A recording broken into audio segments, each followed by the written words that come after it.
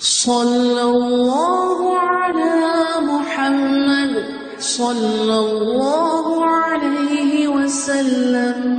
اعوذ باللہ السمیع العلیم من الشیطان الرجیم، بسم اللہ الرحمن الرحیم، والصلاة والسلام علی رسولہ الکریم۔ بخاری شریف اور کتاب مواقیت الصلاۃ جاری ہے۔ پچھلے 2-3 دروس سے نماز عصر کا بیان پڑھ رہے ہیں۔ نماز عصر اتنی اہم ہے اور نبی کریم صلی اللہ علیہ وسلم کے نزدیک کہ اس کے بارے میں بہت ساری احادیث ہیں۔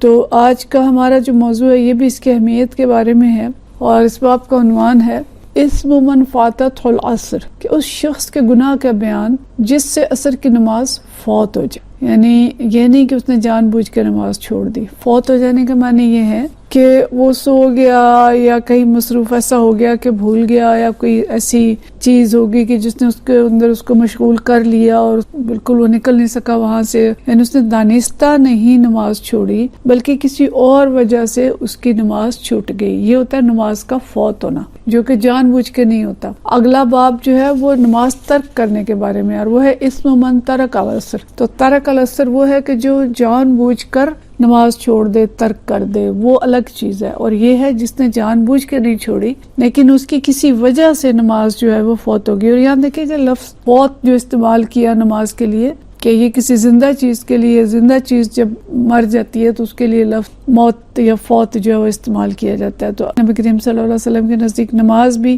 اتنی اہم چیز ہے کہ نماز کا قضا ہو جانا بھی گویا نماز کا فوت ہونا ہے، اور ایک بہت بڑا نقصان ہے۔ ہم فوتگی بہت بڑا نقصان سمجھتے ہیں نا، کہ کوئی ایسی چیز جو چلی گئی یا واپس نہیں آئے گی۔ تو نماز کے لیے بھی بکثرت احادیث کے اندر اور صحابہ کرام رضوان اللہ مجمعین کی جو گفتگویں آتی ہیں اس کے اندر لفظ فوت استعمال کیا گیا ہے، کہ اگر کسی کی نماز چھوٹ جاتی کسی وجہ سے تو اس کو وہ نماز فوت ہونا کہتے تھے۔ اور یہاں تک بھی ہمیں پتہ چلتا ہے بعض اوقات کہ کسی صحابی کی نماز باجماعت قضا ہو گئی تو اس کے لیے وہ تعزیت کرنے آئے کہ تمہاری نماز فوت ہو گئی، یعنی وہ جو نکل گئی ہاتھ سے وہ واپس نہیں آئے گی۔ تو اس درجے کی اہمیت اللہ تعالیٰ کے نزدیک ہے نمازوں کی، اور خاص طور پہ نماز العصر کی۔ تو حدیث ہے 527، حدثنا عبداللہ بن یوسف قال اخبرنا مالک عن نافع عن ابن عمر۔ یہ وہ گولڈن چین جس کی ہم بات کرتے ہیں کہ اخبرنا مالک عن نافع عن ابن عمر ان رسول اللہ صلی اللہ علیہ وسلم قال، کہ نبی کریم صلی اللہ علیہ وسلم نے فرمایا الذی تفوتہ صلاۃ العصر کانما وطر اہلہ ومالہ، کہ جس شخص کی نماز عصر فوت ہو گئی اس کی مثال ایسے ہے کہ جیسے چھن گیا، ہلاک ہو گیا یا نقصان ہو گیا اس کے اہل و عیال اور مال و متاع کا۔ یعنی اس کے اہل و عیال اور اس کا مال و متاع سب کچھ ختم ہو گیا، چھن گیا، لٹ گیا، نقصان ہو گیا۔ لیکن اتنی بڑی بات ہے جو ہم تو کبھی سوچ بھی نہیں سکتے کہ نماز کی اہمیت جو ہے وہ اتنی زیادہ ہوگی کہ ایک نماز اگر کسی کی چھوٹ گئی ہے، اور خاص طور پہ یہاں پہ جو فرمایا کہ نماز عصر اگر کسی کی چھوٹ گئی ہے اور اس نے دانستہ نہیں چھوڑی، کسی وجہ سے اس کی فوت ہو گئی ہے، تو اس کا اتنا بڑا نقصان ہوا ہے کہ جیسے اس کے سارے اہل و عیال اور سارا مال لٹ گیا ہو اور اس کا نقصان ہو گیا ہو۔ تو یعنی یہ اتنا بڑا نقصان ہے کہ اگر کسی شخص کو کوئی اطلاع دیتا ہے کہ بھی تیری پوری جائیداد لٹ گئی اور تیرے سارے اہل و عیال مر گئے، تو اس کے ذہن کی کیفیت کیا ہوگی اور اس کو کتنا بڑا صدمہ ہوگا۔ لیکن ہماری نمازیں تو معاذ اللہ جن کی قضا ہوتی ہیں، قضا ہوتی رہتی ہے، لوگ نماز پڑھتے ہی نہیں، چھوٹی چھوٹی باتوں میں نماز چھوڑ دیتے ہیں۔ ایک سروے پچھلے دنوں کوئی ذکر کر رہا تھا، مجھے اس کی اوتھینٹسٹی نہیں پتا، لیکن تذکرہ یہ ہو رہا تھا کہ پوری نماز پڑھنے والے، پوری 5 نمازیں دھیان سے پڑھنے والے لوگ، ان کی شرح کو 3 سے 4% ہے ہمارے معاشرے کے اندر۔ اور پھر اس کے بعد وہ لوگ ہیں جو کبھی 2 پڑھ لیتے ہیں یا 3 پڑھ لیتے ہیں، اور بڑی تعداد وہ ہے جو نمازیں پڑھتے ہی نہیں۔ تو کیا حالات ہیں ہماری قوم کے، اور ہم پھر بھی مسلمان ہیں۔ منافقین اگر اس دور میں تھے تو ان کی مجبوری تھی کہ وہ نماز پڑھیں، کہ انہیں پتا تھا کہ اگر ہم نے نماز نہ پڑھی تو ہمارا شمار جو ہوگا وہ مسلمانوں میں نہیں ہوگا۔ یعنی مسلمانوں میں شامل ہونے کے لیے نماز باجماعت پڑھنا ضروری تھا۔ جو باجماعت نماز میں نہیں آتا تھا اس کے بارے میں سوچا جاتا کہ یہ مسلمان نہیں ہے یا وہ منافق ہے۔ تو منافقوں کی بھی مجبوری تھی کہ وہ نماز پڑھیں، کجا یہ کہ دانستہ نمازیں چھوڑ دی جائیں اور پھر سوچا جائے کہ ہم مسلمان بھی ہیں۔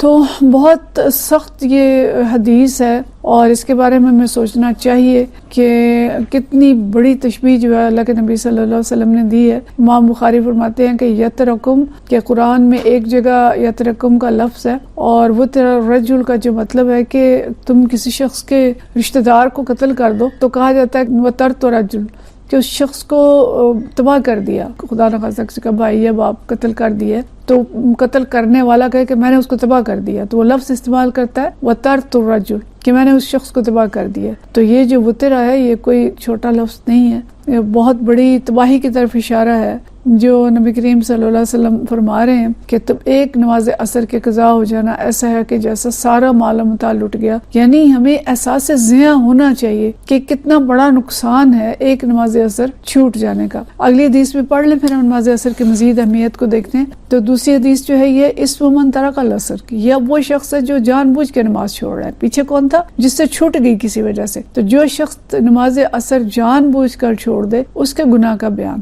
جو حدیث آ رہی ہے یہ حدیث نمبر 528 ہے اور یہ حدیث روایت ہے عن ابی الملیح قال كنا مع بریدہ فی غزوۃ. ابی الملیح ہیں، وہ کہتے ہیں کہ ہم ایک غزوے میں حضرت بریدہ رضی اللہ تعالیٰ عنہ کے ساتھ تھے. فی یوم ذی غیم، ایک ایسا دن تھا جب آسمان پہ بادل چھائے ہوئے اور ہم ان کے ساتھ کسی جنگ میں تھے. فقالت، انہوں نے کہا بکروا بصلاۃ العصر کہ جلدی کرو صلاۃ عصر کے لیے. یعنی بادل ہیں تو یہ نہ ہو کہ سورج غروب ہو جائے اور پتہ نہ چلے، تو جلدی سے عصر کی نماز پڑھ لو. فإن النبی صلی اللہ علیہ وسلم کہ نبی کریم صلی اللہ علیہ وسلم قال، آپ نے فرمایا من ترک صلاۃ العصر کہ جس نے نماز عصر چھوڑ دی فقد حبط عملہ تو اس کے سارے اعمال اس کے برباد ہو گئے، اس کے سارے اعمال ضائع ہو گئے. وہاں تھا کہ جس کی فوت ہوگی اس کا نقصان اتنا ہے کہ گویا جیسے اس کے اہل و عیال اور مال ہر چیز برباد ہوگی، اور یہاں کیا ہے کہ اس کے سارے پچھلے اعمال جو تھے وہ برباد ہو گئے. تو حبط کہتے ہیں یہ ایک بیماری ہوتی ہے جانوروں کے اندر جس میں کوئی ایسی جڑی بوٹیاں کھا لیتا ہے جانور کے جس سے وہ پھول جاتا ہے اور پھولنے کے بعد وہ مر جاتا ہے. تو اس کو یعنی حبوط کرنا یا حبوط ہونا، اور قرآن کے اندر یہ اصطلاح جو ہے یہ استعمال کی گئی ہے بار بار حبط اعمال کی. اور اس شرک کے بارے میں زیادہ تر آیا ہے کہ جس نے شرک کیا گویا اس کے سارے اعمال ضائع ہو گئے. مختلف آیات ہیں جو حبط اعمال کے بارے میں آئی ہیں کہ جس نے شرک کیا اس کے سارے اعمال ضائع ہو گئے. کچھ اور ایسے گناہ ہیں کہ جن کے بارے میں آتا ہے کہ وہ گناہ جو کرے گا اس کے اعمال ضائع ہو جائیں گے. جیسے سورہ مائدہ کے اندر ایک آیت آتی ہے وَمَن يَكْفُرْ بِالْإِيمَانِ فَقَدْ حَبِطَ عَمَلُهُ وَهُوَ فِي الْآخِرَةِ مِنَ الْخَاسِرِينَ. جس شخص نے کفر کیا یعنی جو منکرین ہیں ایمان کے تو اس کے اعمال بالکل ضائع ہو جائیں گے، اخارت ہو جائیں گے، اور وہ آخرت کے دن بالکل خسارے میں ہوگا. اسی طرح جو مشرکین کے بارے میں آتا ہے کہ وَلَقَدْ أُوحِيَ إِلَيْكَ وَإِلَى الَّذِينَ مِن قَبْلِكَ لَئِنْ أَشْرَكْتَ، ہماری طرف یہ وحی کی گئی. نبی کریم صلی اللہ علیہ وسلم سے کہا جا رہا ہے کہ آپ کی طرف یہ وحی کی گئی اور آپ سے پہلے لوگوں کی طرف بھی یہ وحی کی گئی تھی کہ اگر تمام نبیوں کے بارے میں یہ ذکر ہو رہا ہے کہ لَئِنْ أَشْرَكْتَ اگر انہوں نے شرک کیا ہوتا لَيَحْبَطَنَّ عَمَلَكَ تو تمہارے تمام اعمال ضائع ہو جاتے. وَلَا تَكُونَنَّ مِنَ الْخَاسِرِينَ اور تم سب بہت زیادہ خسارہ پانے والوں میں شامل ہو جاتے. انہیں انبیاء تک کو یہ بات کہی گئی اور یہ کفر کے بارے میں، شرک کے بارے میں آیا ہے. لیکن یہاں پہ خاص طور پہ جو چیز آ رہی ہے وہ آ رہی ہے کہ اگر کسی شخص نے نماز عصر ترک کر دی تو اس کے سارے اعمال جو ہیں وہ ضائع ہو گئے. گویا نماز عصر کا ترک کرنا، یہاں پہ جو شرک سے اعمال ضائع ہوتے ہیں یہاں نماز عصر کے ضائع کرنے کا اتنا بڑا نقصان جو ہے وہ بتایا جا رہا ہے. لیکن یہاں پہ علماء نے ایک تشریح جو کی ہے کہ کوئی بھی گناہ جو ہے شرک کے علاوہ، یعنی شرک تو ایسا گناہ ہے کہ ساری نیکیوں کو کھا جاتا ہے. کچھ اور بڑے گناہ بھی ہیں جن کے بارے میں یہ آتا ہے جیسے والدین کی نافرمانی ہے یا اس طرح کی چیزیں ہیں کہ ان سے نیکیاں ضائع ہوتی ہیں. لیکن کوئی گناہ بھی ایسا نہیں ہوتا شرک کے علاوہ کہ جو نیکیوں کو بالکل کھا جائے اور ان کو ختم کر دے. البتہ یہ ہوتا ہے کہ یہ ہمیں معلوم ہے کہ ہمارے جو نیکیاں اور گناہ ہیں وہ تولے جائیں گے. ایسا ہو سکتا ہے کہ کوئی گناہ اتنا بھاری ہو، اس کا وزن اتنا زیادہ ہو کہ نیکیاں اس کے سامنے ہلکی پڑ جائیں. نیکیاں ختم تو نہیں ہوئی لیکن ہم نے نیکیاں 10 کی ہیں وہ ایک ایک سیر کی ہیں اور گناہ ایک کیا وہ ایک من کا ہے. تو اس کا نتیجہ کیا ہوگا کہ جس پلڑے میں وہ گناہ ہوگا تو وہ 10 سیر کی نیکیوں والا پلڑا اوپر ہو جائے گا اور ان کا کوئی وزن نہیں رہے گا اور ہمیں فائدہ نہیں پہنچائیں گی، اور جو ایک من کا گناہ ہے وہ نیچے ہو جائے گا، پلڑے کو نیچے کر دے گا. تو یہ علماء نے یہ تشریح کی ہے کہ اس کی مثال یہ والی ہے کہ اس کی معصیت کا پلڑا اتنا بھاری ہو جائے گا کہ اس کی جو نیکیاں اور بھلائیاں ہیں ان کا وزن کم ہو جائے گا. لیکن ویسے یہ ہے کہ اگر عبادات انسان کرتا ہے تو اس کی عبادات کے نتیجے میں اللہ تعالیٰ اس کی پچھلی خطاؤں کو مٹا دیتا ہے، لیکن گناہ کے نتیجے میں پچھلی نیکیاں مٹتی نہیں ہیں سوائے شرک کے، کہ شرک اور کفر وہ چیز ہے کہ اگر وہ ہوگا تو پھر پچھلی نیکیاں مٹ جائیں گی، لیکن ان کے علاوہ باقی گناہ جو ہیں ان سے نیکیاں مٹتی نہیں ہیں، نیکیاں ہلکی ہو جاتی ہیں وزن کے لحاظ سے، اور برائی کا پلڑا بھاری ہو جاتا ہے۔ اور بعض اہل علم یہ بھی کہتے ہیں کہ یہاں ہفتے اعمال سے مراد جو ہے وہ تشبیہ دینا مقصود ہے کہ نماز عصر کا تارک اتنا محروم اور بد نصیب ہے جیسے وہ انسان جس کے تمام اعمال ضائع ہو جائے۔ تو اللہ تعالیٰ کے نزدیک اس نماز کی بہت اہمیت ہے، ہمیں اس کی فکر کرنی چاہیے اور اس نماز کو بر وقت پڑھنا چاہیے اور اس میں دیر نہیں کرنی چاہیے، شوق کے ساتھ پڑھنا چاہیے۔ آگے ہم مزید دیکھیں گے اور انشاءاللہ اس میں مزید احادیث بھی دیکھیں گے، اور پھر جب مزید اس نماز کی اہمیت کے بارے میں احادیث اور اقوال اور آیات بھی آئی ہیں تو ان کو بھی ہم اگلے درس کے اندر دیکھیں گے۔ وآخر دعوانا الحمدللہ رب العالمین۔